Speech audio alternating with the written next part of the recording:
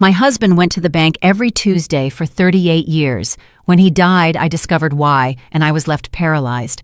What I found in that safety deposit box destroyed everything I thought was a marriage. Every document was a lie. Every forged signature was a betrayal, and the letter he left changed my life forever. But before we continue, make sure you are already subscribed to the channel and write in the comments where you are watching this video from. We love knowing how far our stories are reaching. Tuesday. It was always Tuesday. During 38 years of marriage, my husband Thaddeus left the house at 2 p.m. sharp. Rain, shine, cold, heat, it didn't matter. He would grab his car keys, adjust his tie in the hallway mirror, kiss me on the forehead, and always say the same words. "I'm going to handle some business at the bank, sugar. Be back soon." And I never questioned him. Why would I? Thaddeus was a civil engineer, methodical, organized as a Swiss watch, the kind of man who planned everything months in advance. Our bills were paid on time, never a late fee. We never received a collection letter. We never had a bad credit history. He took care of everything with an efficiency I admired. He always told me, "Relax, Eulalia. Let me handle the boring money stuff. You take care of the house, the boys, and I'll take care of the finances." And that seemed fair to me. A division of labor, a silent agreement between husband and wife. I trusted him like I trust the sun will rise tomorrow. We were a team. At least that's what I believed all these years. Thaddeus was the man who held my hand at the birth of our 2 children, the man who cried with me at my mother's funeral, the man who danced with me at Langston's graduation and at Zadie's wedding. How could I mistrust him? The last Tuesday of his life was just like all the others. It was March, a warm and stifling day in Philadelphia. He left at 2 o'clock, as always. I kissed him before he left. I fixed his shirt collar and told him, "Drive safe." He smiled that smile I had known for nearly 40 years and replied, "Always do, my love." I went to do some shopping at the Reading Terminal Market. I was in the produce aisle choosing oranges when my cell phone rang. It was Langston, our oldest son. His voice sounded strange, too controlled, as if he were holding something very heavy and trying not to drop it. "Mama, you have to come to the hospital now." My heart raced. I felt my hands go cold. "What happened? Is it Zadie? The grandkids?" "It's Pop. He felt sick at the office. He collapsed. Please, come quick." I left everything in the cart. The oranges, the groceries, my purse almost falling off my shoulder. I ran to the parking garage. My hands were shaking so much I could barely get the key in the ignition. The hospital in University City was 15 minutes from our home in Mount Airy. I drove it in 10, running yellow lights, praying under my breath. Langston was waiting for me in the emergency room hallway. When I saw him from afar, I knew. I knew even before he spoke. His face was gray, his eyes red, his shoulders slumped. When he saw me, he lowered his head. He didn't need words. I already knew. "Mama, I'm so sorry. Pop didn't make it." Thaddeus was dead. A massive coronary, 59 years old, healthy, active. He went for a walk every morning. He didn't smoke, drank socially, and suddenly, dead. He fell in his office in front of his colleagues, and when the ambulance arrived, it was already too late. I didn't cry in the moment. I just stood there looking at Langston, trying to process that information. My husband was dead. The man with whom I shared a bed for 38 years, the father of my children, dead. Everyone found it strange that I didn't cry. People hugged me at the hospital. They said it was shock, that the pain hadn't hit yet, that it would come later when it sank in. But it wasn't that. It wasn't shock. It was something else, a strange sensation in my chest, as if a door had opened inside me, as if I could breathe in a way I hadn't done in a long time. Freedom. I felt free, and that scared me more than his own death. What kind of wife feels relief when her husband dies? What kind of person was I? The funeral was a rainy Saturday. Mother Bethel AM Church was packed. Thaddeus's work colleagues, fraternity brothers from his Howard University days, neighbors, people I didn't even know, all talking about how hardworking, dedicated, honest, and upright he was. I listened to all of it and felt disconnected, as if they were talking about a stranger. Not because Thaddeus was different from what they said, but because I was starting to realize that perhaps I had never really known him. Zadie cried through the whole service. She was always closer to her father. Daddy's girl. Langston was more contained, but I saw the tears run down when they closed the casket, and I was there in black, accepting condolences, thanking people who brought casseroles, flowers, empty words of comfort. But inside, I only felt that strange emptiness. The following Monday, 2 days after the burial, a white envelope arrived. My name typed in black letters, no return address. I opened it without thinking much. Inside was a sheet of paper with the letterhead of Union Trust Bank. I read it once, then I read it again, slower, trying to understand. Dear Mrs. Eulalia Vance, we deeply regret the passing of your husband, Thaddeus Vance. According to our system records, you are listed as a co-holder of Safety Deposit Box number 1847. The rental of the box is paid until December of the current year. We request that you contact us as soon as possible to schedule access to the contents. Sincerely, Management Union Trust Bank. I stared at that paper, not understanding. Safety deposit box? What safety deposit box? Thaddeus had never mentioned anything about a box. In 38 years of marriage, not a word, not a hint, nothing. I called the bank immediately, hands trembling, heart racing. The customer service lady was polite and professional. Yes, there was a box in the name of Thaddeus Vance and Eulalia Vance. Yes, I was a co-holder. Yes, I could access it. Wednesday at 10 in the morning would work. Wednesday, 2 days away. 48 hours that felt like 48 years. I spent the entire Monday without sleeping, walking through the house like a ghost, opening drawers, looking at papers, searching for any clue, any explanation. Everything seemed normal. Documents organized in folders with labels, bills in alphabetical order, Thaddeus's impeccable handwriting on every label, every note, PICO bill, water bill, property tax. Everything there, everything in order. But there was something wrong. I felt it like when you come home and know someone was there. They rummage through your things, but you can't prove it. That feeling of invasion, of violation. But violation of what? I didn't know yet. Tuesday night, Langston showed up. He looked exhausted, eyes sunken, beard unshaven, tie loose. His father's death had been a hard blow for him, for all of us.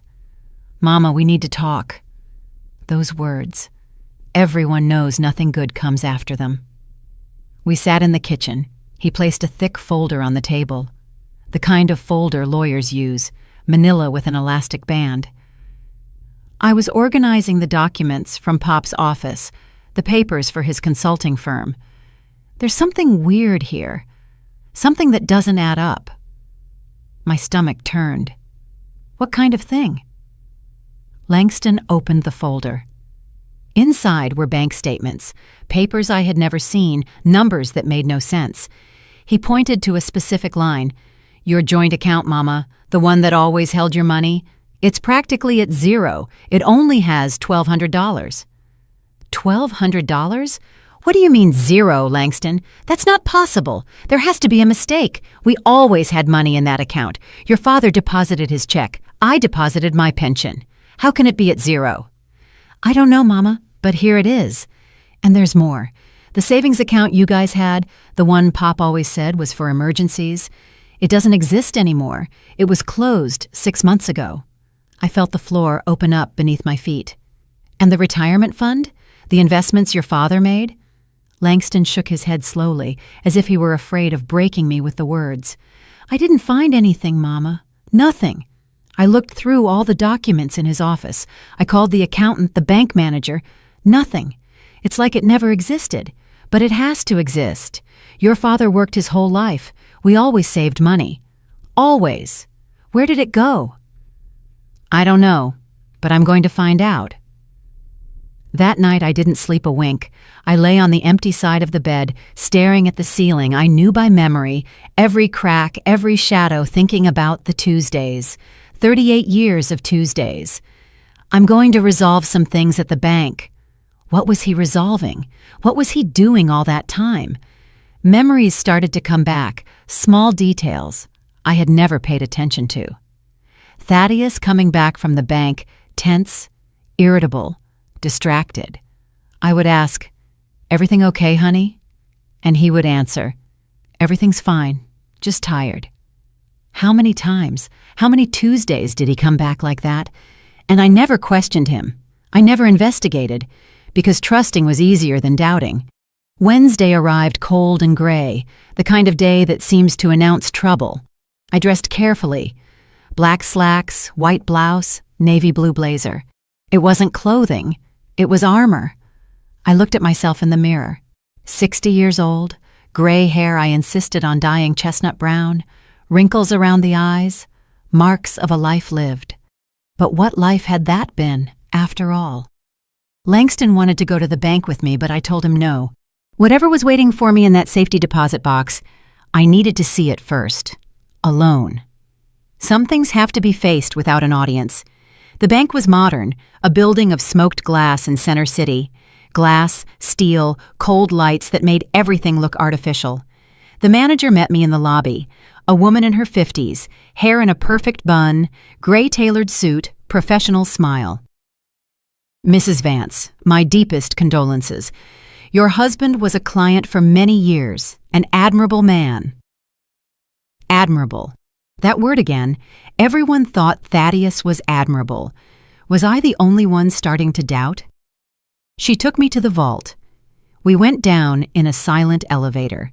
When the doors opened, I saw a long room with walls covered in small metal doors, safety deposit boxes, hundreds of them, each one guarding someone's secrets. "Number 1847, she said, stopping in front of a small door in the middle of the wall. She used 2 keys, one of hers, one she handed to me, to open it. Inside was a long metal box, heavy by the way she pulled it out. "I'll leave you to it, Mrs. Vance. There's a small room over there where you can examine the contents in total privacy. Take the time you need. No rush." She left me alone with that box. I took it to the small room. A white table, 2 chairs, a fluorescent light buzzing softly. I put the box on the table and stared at it for a long time. My heart was beating so hard my chest hurt. My hands were sweating. I took 3 deep breaths, like I learned in those yoga classes I took years ago, but it didn't help.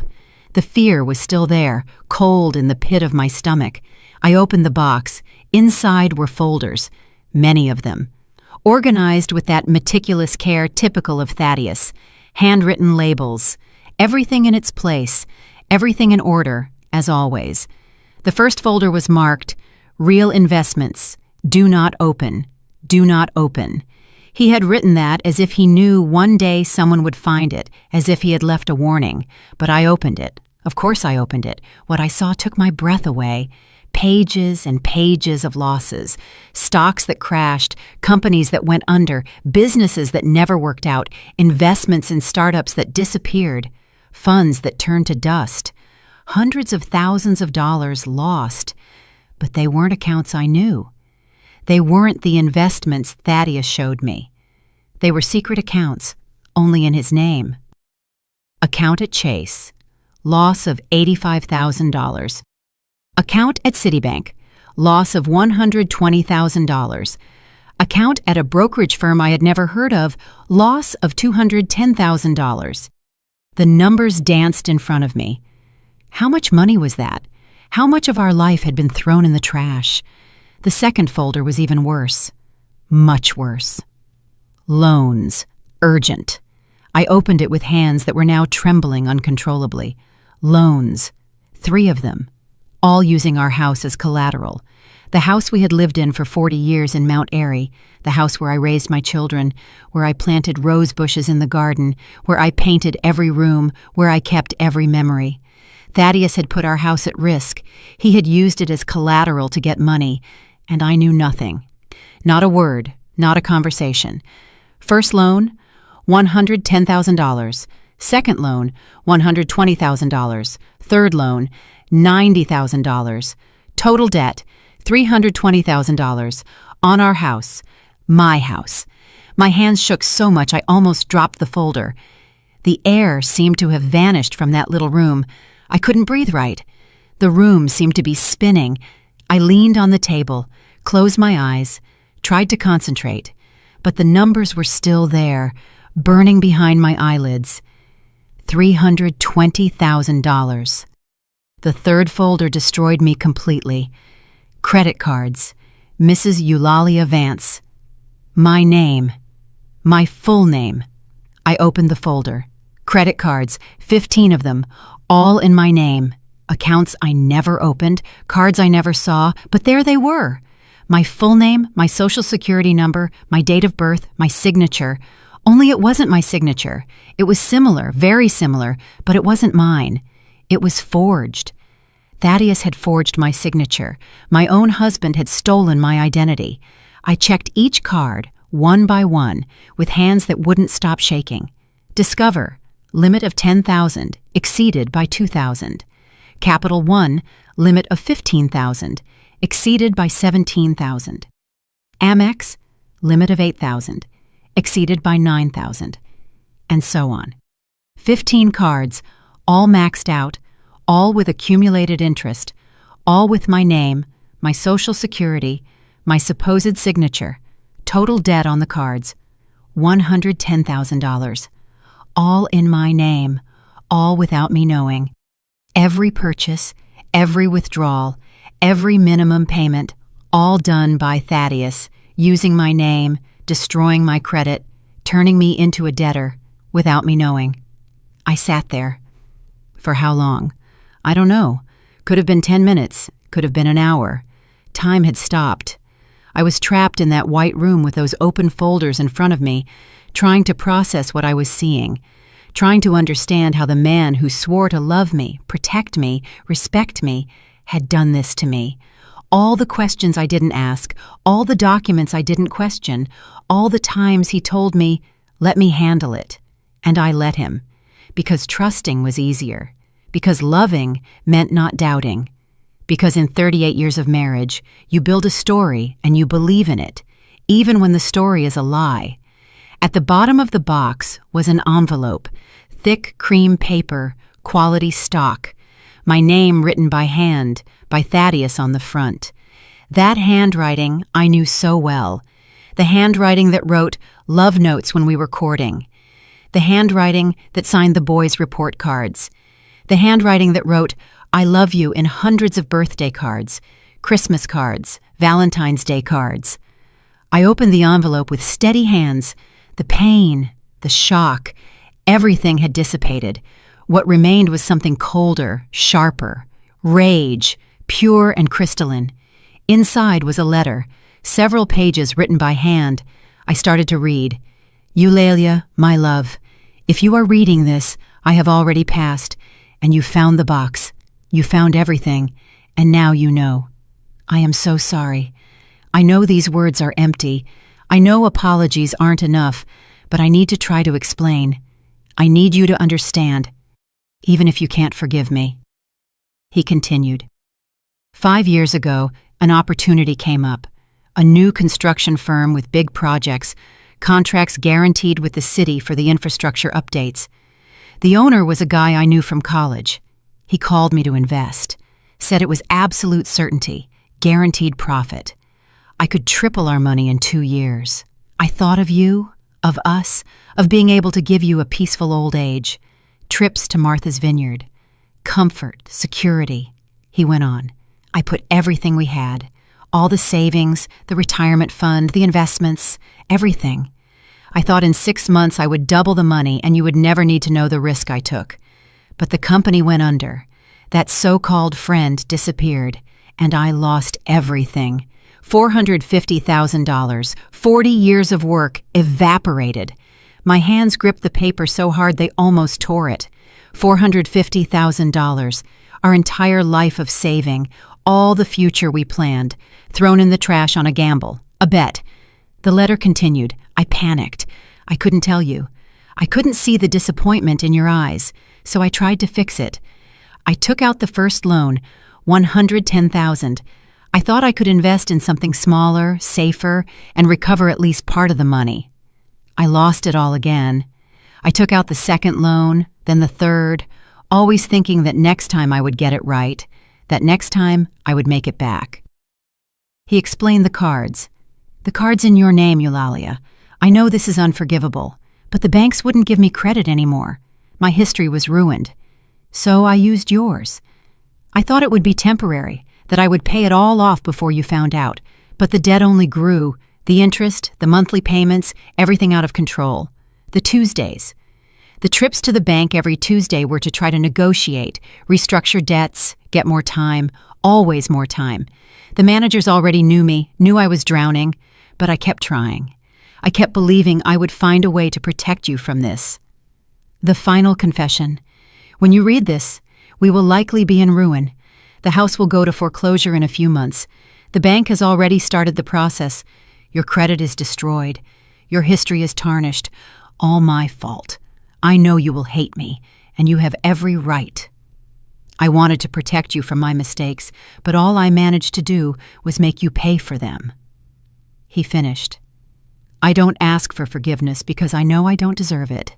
I just want you to know that every wrong decision I made was trying to fix the previous one. It was an avalanche, and I couldn't stop it. I loved you every day of these 38 years. That part was always true, always. But my love wasn't enough to protect you from myself. I'm sorry for everything. Please, take care of the children. Tell them their father was weak, a coward, but that he loved them. Thaddeus. I folded the letter slowly, very slowly. I put it back in the envelope. I put everything back in the box with care, every folder in its place, every document organized. I stood up. My legs were shaky, but I wasn't going to fall. Not there, not now. I walked out of that room with my head held high. The manager was waiting for me outside with a worried face. Are you okay, Mrs. Vance? I looked her in the eye. No, but I will be. I need copies of everything in that box, every document, every paper, and I need the name of a good lawyer, the best one you know. Her eyes widened. She understood. Of course she understood. She had probably seen cases like this before. Secrets kept in strong boxes, lives destroyed in metal drawers. I'll make the copies myself, Mrs. Vance, and I know an excellent attorney, Attorney Althea Dubois. She specializes in family law and financial fraud. I can call her now if you like. I would like that, please. While she made the copies, I sat in the bank lobby, people entering and leaving, normal life happening all around. But my life had just exploded. Everything I thought I knew was a lie. Everything I planned was an illusion. And the man I loved for 38 years was a stranger. When I got home, it was already past 2 in the afternoon. Langston's car was in the driveway. He must have been waiting for hours. I walked through the front door and found him in the living room, pacing from one side to the other with his cell phone in his hand. When he saw me, he ran to me. Mama, I was worried. You weren't answering the phone. I thought, everything is fine, son, or rather it isn't, but I'm going to survive. He noticed the thick folder I was carrying, the copies the bank had made. What is that? Sit down. I need to show you something, and you have to call Zadie. She needs to know too. Langston called his sister. She arrived in half an hour, her eyes still puffy from crying so much. Since the funeral, Zadie hadn't stopped crying. Her father's death had broken something in her, and what I was about to tell her was going to break it even more. We sat, the three of us, at the kitchen table, the same table where we had so many family meals, birthdays, Christmases, ordinary Sundays. Now it was going to be the place where I destroyed the image my children had of their father. I opened the folder. I took out the documents one by one. I placed them on the table carefully. This is what I found in the safety deposit box your father kept secret for years, maybe decades. I don't know for sure. Langston took the first document, the lost investments. I watched his face change color as he read. Zadie looked over his shoulder, not understanding at first, then understanding, then turning pale. $450,000, Langston whispered. Pop lost $450,000? No. He threw $450,000 in the trash on risky investments, without consulting me, without telling me, all in secret. I showed them the loans. He used our house as collateral. 3 times, $320,000 of debt, the house where you grew up, where every memory of ours lives. He put it at risk. Zadie started to cry. No, Daddy wouldn't do that. There has to be a mistake, some explanation. I put the credit cards on the table, 15 statements, my name on all of them. He forged my signature. He opened credit cards in my name, $110,000 of debt, all in my name. My Social Security, my credit destroyed. Langston turned white, completely white. This is a crime. This is identity theft. I know, but why? Why would Daddy do this? I handed them the letter. Read it. He explained everything, or tried to explain. Langston read it out loud.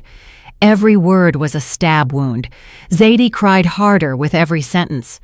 When he finished, a heavy silence fell, the kind of silence that comes after an explosion. Mama, Langston said finally, his voice choked. This is bad. Very, very bad. The house, your savings, your credit. Everything was destroyed. I know. How are you so calm? I looked at both of them. My children, who were still innocent this morning, who woke up thinking their father was a hero and now knew the truth. Because rage isn't going to solve anything right now. I need a plan. I need a strategy. I need to fight. And you two are going to help me. Zadie shook her head, still crying. I can't believe it. I can't. Daddy. He was always so... What? So reliable?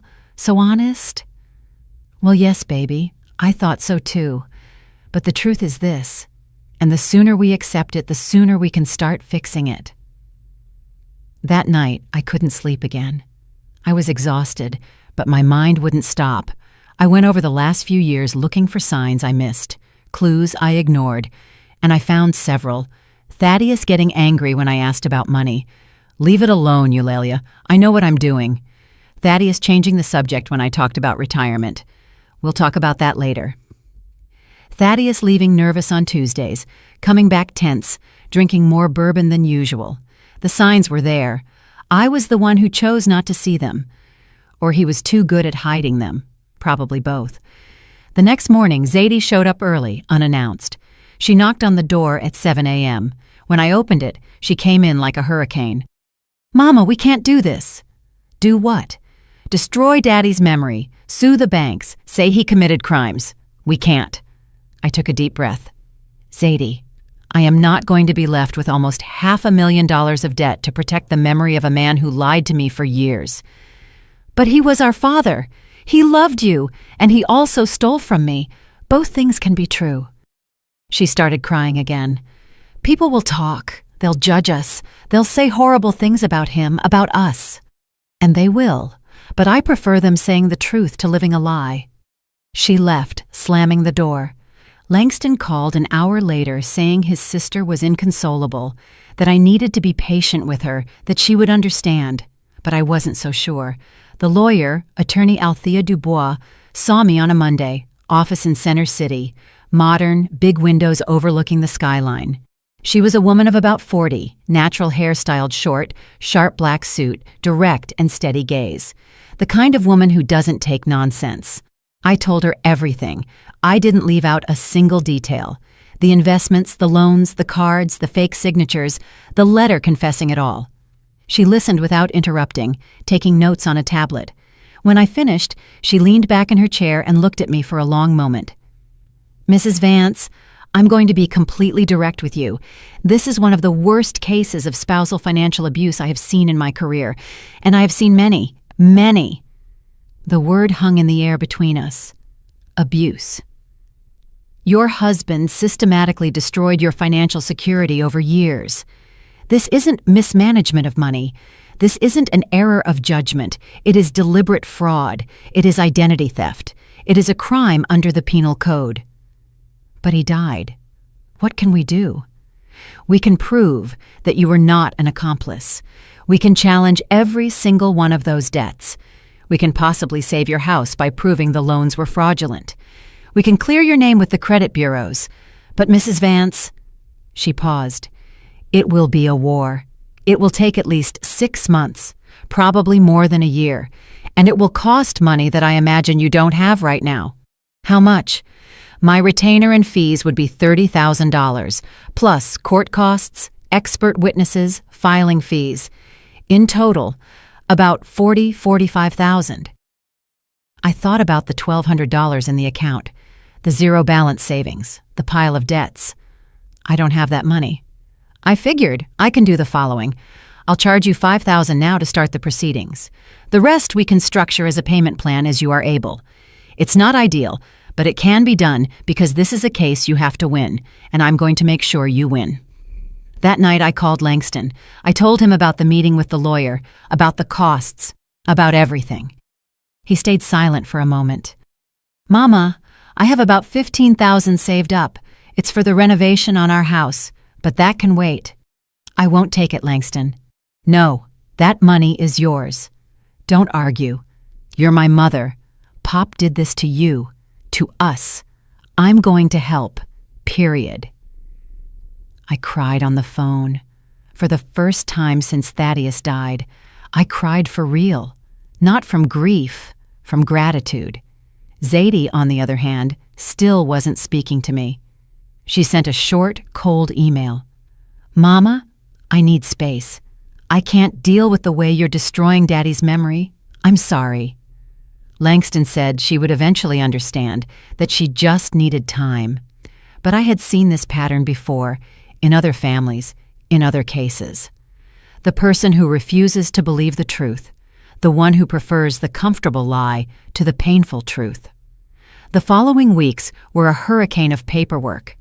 Attorney Dubois was efficient as a machine. She filed disputes with all credit reporting agencies, Equifax, Experian, TransUnion.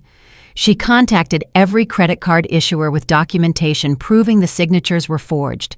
She gathered evidence, built a solid case. We hired a handwriting expert, a gentleman in his 70s retired from the FBI who analyzed every signature on the cards. He compared them with my real documents, passport, voter registration, old tax returns. He confirmed what I already knew. Mrs. Vance, these signatures were not made by you. They are good imitations, very good, but they aren't yours. There are small differences in the pen pressure, in the slant of the letters, in the speed of the stroke. Whoever did this knew you well, practiced quite a bit, but it wasn't you. Every word of his was a confirmation, and every confirmation was a stab wound. Thaddeus had practiced my signature. He had dedicated himself to learning how I wrote so he could rob me better. Langston became my right hand. He organized all of Thaddeus's files, made detailed spreadsheets of every lost investment, every loan, every card. He created a timeline showing when each fraud was committed. He went to meetings, spoke with bank managers, investigated like a dog tracking a bone. One night, we were sitting at the kitchen table surrounded by papers when he looked at me with a strange expression. Mama, I need to tell you something I never told you. I put down my pen. My stomach tightened. Tell me. About 3 years ago, Pop came to me. He told me he had an amazing investment opportunity, a construction firm, guaranteed contracts, secure profit in 6 months. He wanted me to invest $50,000 with him. My heart sank. Langston, please tell me you didn't give him that money. I almost did, Mama. Almost. I had $50,000 saved in my 401k. It was savings for a down payment on a bigger place, for the kids' college in the future. And Pop spoke with such certainty, with such enthusiasm, said in 6 months I'd have $100,000. He took a deep breath. But Corinne didn't buy it, my wife. She said, If it's so guaranteed, if it's so safe, why does your father need our money? Why doesn't he use his own money?" We fought ugly about it. I got so mad at her. I thought she was mistrusting my father for no reason. But she didn't budge. She said, "You either choose to invest with your dad or stay married to me. But you can't have both." So I told Pop no. Langston looked at me with astonished eyes, full of guilt. I think he was already drowning back then. I think the construction company had already gone under. I think he was desperate trying to use my money to cover his own mistakes. If I had said yes, we would have lost everything too. Corinne saved me, and I almost didn't forgive her for it. I held his hand across the table. "But you didn't invest. Thank God you didn't invest. And you know what that tells me? That your father was drowning, and people who are drowning grab onto anything, anyone, even if they sink everyone together. Do you think he would have continued asking other people for money? His friends? His relatives? I think he was doing anything to stay afloat. And when we're in that state, we lose the notion of right and wrong, or we choose to ignore it." 3 months after Thaddeus's death, we had our first victory. 2 credit card issuers agreed that the signatures were forged. They removed the debts from my credit report. $23,000 of debt erased. It wasn't everything, not even close, but it was proof that the truth could win, however slowly. Zadie still wouldn't talk to me. I tried calling her, sending messages. Nothing. She had blocked me on everything. Langston said she was processing, that I had to respect it. But it hurt. It hurt losing my husband and my daughter in the same year. The lawsuit regarding the house loans was more complicated. The bank's lawyer argued that as Thaddeus's wife, I had benefited from the loan money, even if I hadn't signed, even if I didn't know. Attorney Dubois refuted forcefully. She can prove she never saw those funds. They were deposited into accounts exclusively in his name, spent on investments that failed before she knew they existed. She was a victim, not an accomplice. "We'll have to go to court," she told me in one of our meetings. "A judge will have to decide if you are responsible for debts incurred through fraud, even being married to the fraudster." "Are we going to win?" She hesitated, and I appreciated the honesty. "I think so. We have a strong case, but I can't guarantee it. It's complex legal ground. There have been rulings for both sides." The hearing was scheduled for September, 6 months after Thaddeus's death. 6 months that felt like 6 years. In the weeks leading up to the hearing, I did something I hadn't done in years. I looked for a job.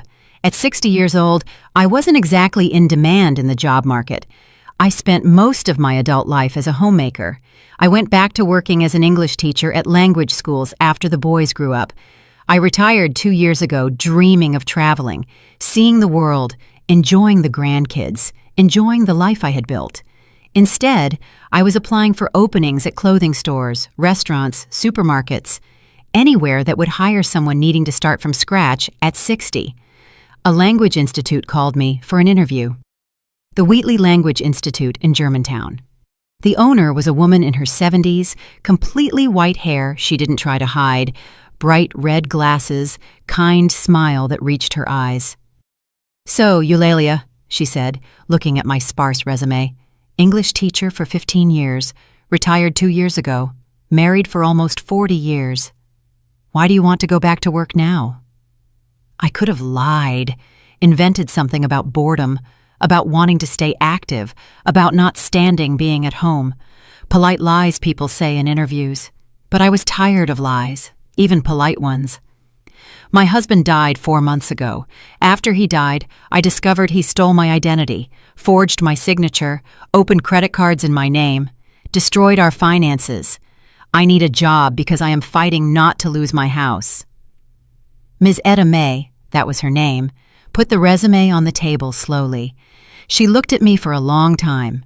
A look that wasn't pity, it was recognition, from someone who had seen this kind of thing before. Then she smiled. Not a polite smile, a real smile. "When can you start?" I started working the following week. 3 days a week. Mondays, Wednesdays, and Fridays from 2 to 6 in the afternoon. The pay wasn't high, $1,800 a month, but it was something more important. It gave me a place to go, a purpose beyond just surviving every day. I liked teaching. I always liked it. I liked seeing the moment something clicked in a student's head, when they finally understood the difference between present and simple past, when they managed to form a complete sentence, when they started thinking in English, not translating word for word. Ms. Etta May and I became friends quickly. She had a story too. Everyone does. One afternoon, while we were organizing books in the teacher's lounge, she told me, "I was married for 12 years, she said. Ended the marriage 30 years ago. Best decision of my life." Why? He wasn't dishonest with money. At least, not that I know of. But he was dishonest with everything else. Other women, other lives, other versions of himself. Every day he was a different person, depending on who was watching. She straightened a stack of grammar books. When I finally left, you know what folks told me? That I was exaggerating, that all marriages have problems, that I should try harder, go to marriage counseling, be more understanding, more patient, more tolerant. She looked at me. But you know what I learned? The people telling you to try harder are usually the ones who never had to try for real, who never had to choose between keeping the lie alive or saving their own life. Her words stayed with me, because that was exactly what I was doing, saving my own life, even if it cost Thaddeus's memory, even if it cost my relationship with Zadie, even if it cost everything. The court hearing was on a Thursday. September, cold. Rain threatening all day, but not really falling. Langston went with me. We dressed formally. Him in a suit, me in a navy blue ensemble, like we were going to a wedding, not a war. Zadie didn't respond to my invitation. Not by text, not by email. Total silence. The night before, she sent a short message through Langston. "I can't watch you do this to Daddy's name. I'm sorry." I replied through Langston. "I understand too. I love you anyway." The courtroom was smaller than I imagined. Not like in the movies. It didn't have that grandeur. It was a common room, wooden benches, fluorescent lights, the Pennsylvania state flag in a corner, noisy air conditioning. The judge was a man of about 60, gray hair, thick-rimmed glasses, serious expression but not hostile. Judge Percival W. Sterling. Attorney Dubois had researched him, said he was fair, rigorous with evidence, but fair. The bank's lawyer spoke first, a young man, 30-something, expensive suit, the confidence of someone who hasn't lost anything important in life yet. He argued that I was Thaddeus's wife, that I lived in the house financed by the loans, that I benefited from the marriage, that therefore I was responsible for the debts, even without having signed, even without knowing. "Your Honor," he said with a firm voice, "the financial institution acted in good faith. We granted the loans following all protocols, verified documentation, recorded the liens. The fact that the spouse claims lack of knowledge does not void the contract, especially considering she indirectly benefited from the resources." Attorney Dubois stood up when it was her turn. She was smaller than the bank lawyer, but when she spoke, she filled the room. "Your Honor, with all due respect, my client benefited from nothing. The loan amounts were deposited into accounts exclusively in the deceased husband's name, accounts she was unaware of. They were spent on investments that failed before she ever authorized them, ever knew of them, ever participated in them." She showed the forged signatures.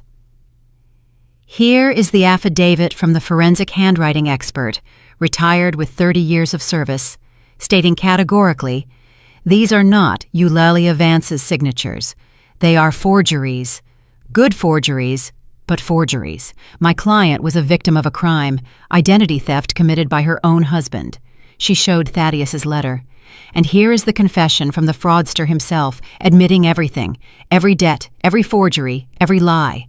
This is not spousal negligence, Your Honor. It is a crime." The judge called for a recess. We went out into the hallway. Langston paced back and forth. Attorney Dubois checked messages on her phone. I sat on a hard wooden bench, completely still, hands folded in my lap. "You were great in there, Mama," Langston said. I hadn't even had my turn to speak yet, but he was nervous, needed to say something. I nodded, but I wasn't thinking about the trial. I was thinking about Zadie, about the daughter who couldn't accept what her father had done, who needed the lie, who chose the illusion over the truth, and wondering if one day she could forgive me for saying the truth out loud. After an hour and 15 minutes, they called us back. Attorney Dubois called me to testify. I sat in the witness chair. I put my left hand on the Bible. I swore to tell the truth. Only the truth. Mrs. Vance, Attorney Dubois began, when did you first know about these loans? When I opened the safety deposit box my husband kept secret, 4 days after he died, after 38 years of marriage. Did your husband ever mention taking out loans using your house as collateral? Never. Did you receive any money from these loans? No, not a dime. It all went to accounts I didn't even know existed. Did you sign the loan documents? No, I did not sign. The bank lawyer stood up for cross-examination. He had that polished aggression of a corporate lawyer, young, ambitious, lacking empathy. Mrs. Vance, isn't it true that you entrusted all finances to your husband? Yes, I trusted him. So you chose not to involve yourself in the family's financial decisions. I took a deep breath, looked him in the eye. I trusted him. That is not the same as choosing to be deceived. Trusting your partner isn't giving them permission to steal your identity. But you benefited from the marriage, correct? You lived in the house where these loans were made? I lived in my house. The house we bought together 40 years ago. The house I helped pay for over decades. The house he put at risk without my knowledge, without my consent, without me having the slightest idea of what was happening. You expect this court to believe that in 38 years of marriage you never suspected anything, never noticed anything wrong? That was the question, wasn't it? The one I asked myself 6 months ago. Every night, every sleepless early morning. I looked at the judge, then at the lawyer, then at Langston, sitting in the gallery. I took a deep breath, very deep. My husband was a civil engineer. He was organized, methodical, reliable, or so I thought. He hid his mistakes behind a facade of competence, behind my trust, behind 38 years of believing that loving meant not questioning, not doubting, not auditing the things he told me not to worry about. I paused. He hid bank statements, redirected mail, intercepted collection calls. He created an entire system to keep me in the dark, and it worked because I trusted, because in 38 years he had never given me a reason not to trust. Another pause. I was naive, probably foolish, maybe, but naivety is not consent for fraud. Being foolish doesn't mean I authorized him to destroy my financial life. The lawyer tried to continue, but the judge raised his hand. I've heard enough. I'm going to review the evidence and render my decision. More recess. This time 2 hours. 2 eternal hours. Langston bought coffee at the courthouse cafeteria. Terrible coffee. Watery. Cold. But we drank it anyway because we needed to do something with our hands, with the anxiety. Attorney Dubois was confident. Your testimony was perfect, truthful, human, and we have solid proof. I think we're going to win, and if we don't win, then we appeal. We go to Superior Court, but it won't be necessary. Trust me. When they called us back, Judge Sterling was already seated. He had a stack of documents in front of him. Our case, our life, reduced to papers.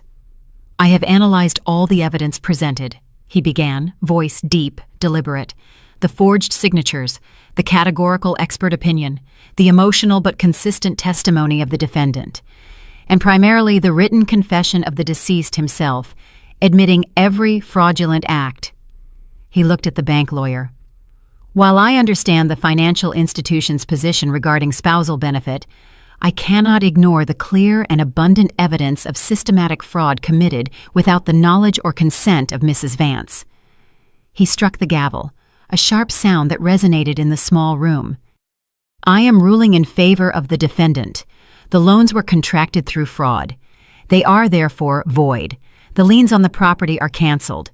The house remains in the exclusive name of Eulalia Vance, free of encumbrances.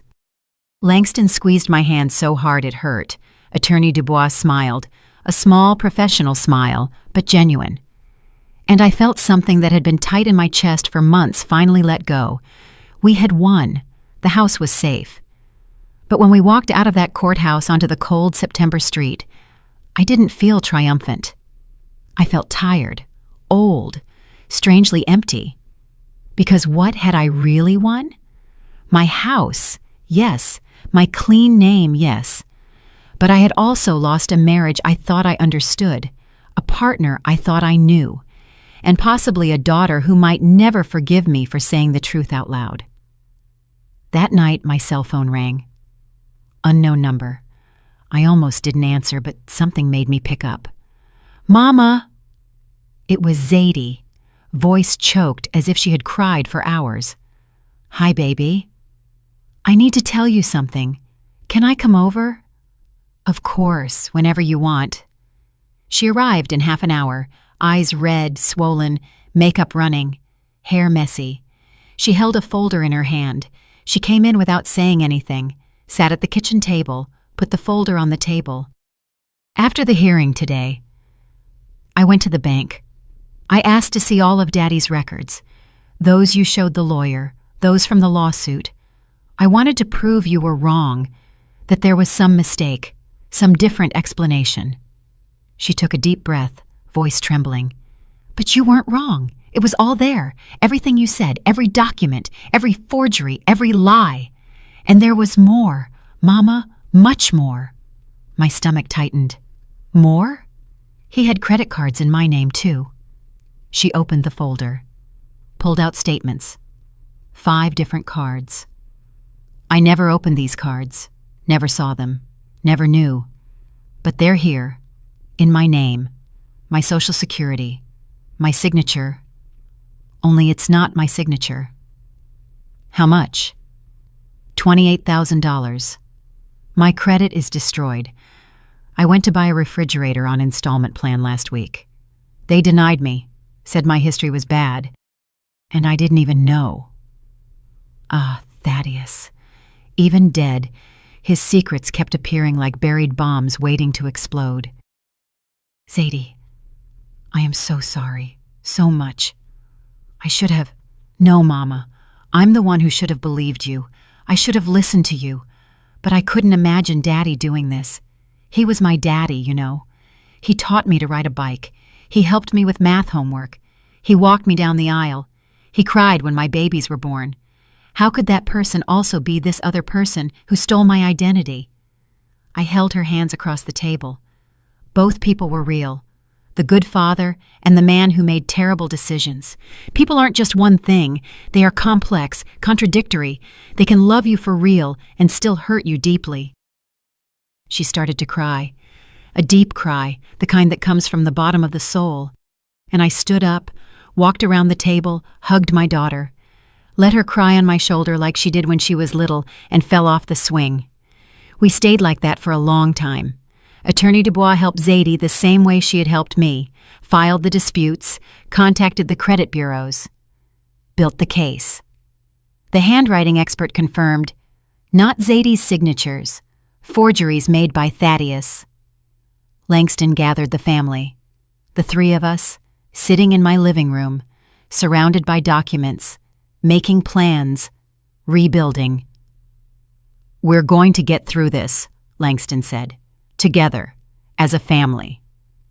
And I believed him, not because it would be easy, not because it would be quick, but because we were finally telling the truth, finally seeing clearly, finally not pretending that silence meant peace.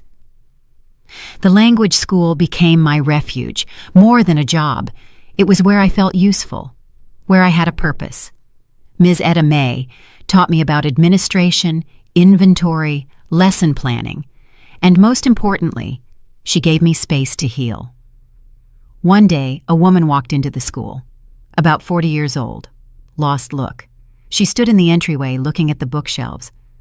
"Can I help you?" I asked. She hesitated a lot, then said in a low voice, "Do you have material on financial abuse in marriage?" My heart clenched. I took her to a small section of self-help books. I picked 3 titles, put them in her hands, and on impulse I told her, "I have personal experience with that. If you want to talk, I'm here." She looked at me surprised. "Really?" "Very really." We talked for over an hour. Her story was different from mine in the details, but the pattern was terrifyingly the same. Husband controlling all the money, saying she didn't understand finances, that he handled everything, isolating her from information, from decisions, from her own financial life. "I feel crazy," she said, "like I'm inventing things, seeing problems where there aren't any." "You are not crazy. If something feels wrong, it probably is wrong. Trust your gut." When she left, she hugged me. "Thank you for believing me. My husband says I'm paranoid. My mama says I'm exaggerating. But you believed me." After she left, Ms. Etta May looked at me. "You're good at this." "At what?" "At listening for real. At believing without judging. At seeing the person behind the problem." I thought about Zadie's initial reaction. About the friends who drifted away when I started talking about Thaddeus, uncomfortable with the complexity, with the ugly truth. "I know what it's like not to be believed," I said simply. In the following months, more women appeared. I don't know how the word spread. Word of mouth, maybe social media, church groups, but they came. Some to buy books, others just to talk, all carrying stories similar to mine. Ms. Etta May suggested creating something more formal. "How about a monthly support group? Here at the school. Back room. Only women who have gone through financial abuse." "You think folks would come?" "I think you'd be surprised." We put a small ad in the local paper, the Philadelphia Tribune, posted on the school's social media. "Support group for women victims of financial abuse. First Tuesday of every month. 7 p.m. Free." At the first meeting, 12 women showed up. 12. I was expecting 3. At most. We arranged chairs in a circle in the back room, made coffee, put cookies on a tray. I started by telling my whole story, the Tuesdays, the safety deposit box, the forgeries, the legal battle, the daughter who didn't believe, the slow and painful reconstruction. When I finished, the silence was absolute. Then, one by one, they started to speak. One told how her husband had sold her car without her knowing. Another, how her ex-husband had emptied the joint account and fled. Another, how her father had stolen the inheritance left by her mother. Different stories, but all with the same pattern. Control, isolation, manipulation, lies. "How did you manage to stay strong?" one of them asked at the end. "I didn't," I answered honestly. "I cried, I screamed, I got mad, I got terrified. I spent nights without sleep, whole days without eating, but I kept going because the alternative was to give up, and I had already spent too many years letting others decide for me." The group grew quickly. Second meeting, 17 women. Third, 22. Fourth, we had to rent a larger room at a community center in Germantown because they didn't fit in the school anymore.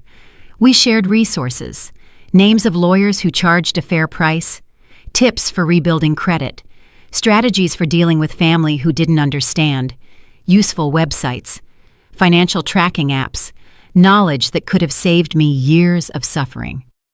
One night, after a particularly intense meeting, Ms. Etta May and I were left alone organizing the chairs. "You know what you're doing here, right?" she told me. "You aren't just running a support group. You're building a legacy. Thaddeus tried to destroy you, leave you with nothing, no money, no credit, no future.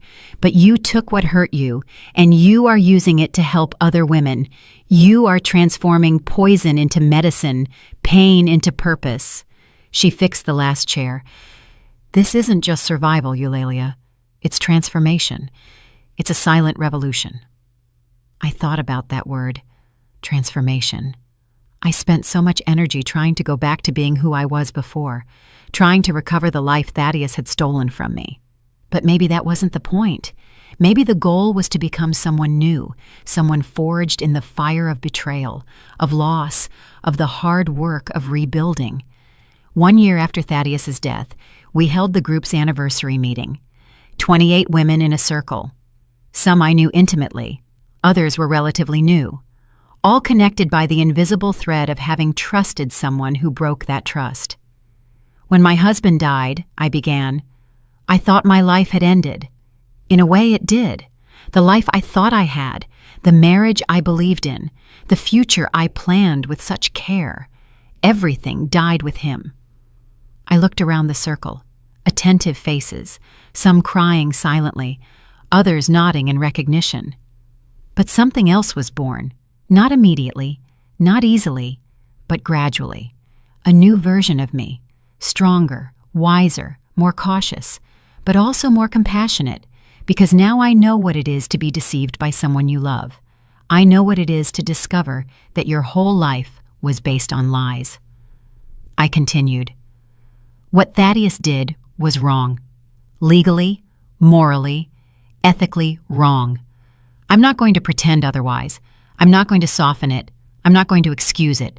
But what I did after was my choice. I could have stayed trapped in the rage, in the victimization, in the hate. Instead, I chose to move forward, rebuild, and help other women do the same. After the meeting, a young woman approached. Couldn't be more than 35, eyes red from crying. My husband handles all our money, she said. Says I'm not good with numbers, that I don't understand, that I should let him handle it. But something feels wrong. I can't explain it. I just know it's wrong. I held her hands. Trust that feeling. Ask questions. Ask to see the bills, the statements, the investments. Don't let anyone, not even someone you love deeply, keep you in the dark about your own financial life. And if I'm wrong, and if I'm being paranoid, he's going to get furious. Then you'll look foolish for 5 minutes. You apologize and move on, secure that you were protecting yourself. But if you're right, and you don't investigate, I squeezed her hands, you can lose everything. Everything. She came back the next month with documents. Her husband was siphoning money from the joint account, investing in cryptocurrency without telling her. He had lost $87,000. She had filed for divorce. I'm terrified, she told me, hands shaking. I don't know how I'm going to survive, but I also feel free for the first time in years. I knew exactly what she meant. Months passed. Zadie's credit was regularized, just like mine. Langston invested his savings in a 529 plan for his kids' college, locked, protected, where no one else could touch it. And I continued working at the school 3 days a week, coordinating the support group that had grown so much it became a small nonprofit, moving forward, day after day, step by step. On what would have been my 39th wedding anniversary, I went to the bank, not Union Trust, where the safety deposit box was, a different bank, on the other side of town, a credit union in Fishtown where Thaddeus never entered, where no one knew my story. I opened a new account, only in my name, and I deposited my paycheck from the school, $1,800, modest, but mine, earned with my work, my sweat, my rebuilding. The teller smiled. Anything else I can help you with today, ma'am? Actually, yes. I would like to change the name on the account. She took the pen. How would you like it to read? Eulalia Chestnut, my maiden name. I wanted to go back to being who I was, before the marriage, before Thaddeus, before the 38 years of trust turned to ash. She typed into the system, Done, Miss Chestnut. Your account is updated. Miss Chestnut, no longer Mrs. Vance, no longer Thaddeus's wife, just Eulalia, just me. I walked out of that bank with my head held high. The sun was shining, a beautiful spring day, fresh air, blue sky, and for the first time in over a year, I felt like I knew exactly who I was. If you are reading this, if anything in this story seems familiar, The locked doors, the secrets, the nagging feeling that something is wrong but you can't identify what. Trust yourself. Ask questions. Insist on answers. Look at the documents, the bills, the statements. Don't let anyone tell you that love means blind trust, because it doesn't. Never did. True love means partnership, transparency, mutual respect, shared decisions, not secrets, not isolation, not control disguised as care. And if you discover you were betrayed, if you open that safety deposit box and your world crumbles completely, remember, you are stronger than you imagine. The person who tried to snuff you out didn't succeed. You are still here, breathing, fighting, surviving, and that means you can rebuild. It's going to hurt. It's going to be hard. There will be days when you want to give up. But you won't, because you are a survivor, a warrior, stronger than any person who tried to destroy you. I rebuilt my life from the rubble, and you can too. Believe in me. Believe in you. And never, never let anyone keep you in the dark about your own life. Did you like the story? And which city are you listening from? Let's meet in the comments. If you liked the story, you can support me by sending a super thanks so I can keep bringing more stories like this. Thank you so much for your sweet support. I'm looking forward to your comments on the story. On the screen, you can see 2 new life stories that I highly recommend. There's so much more on my channel. Don't forget to subscribe. See you in the next life story with love and respect. And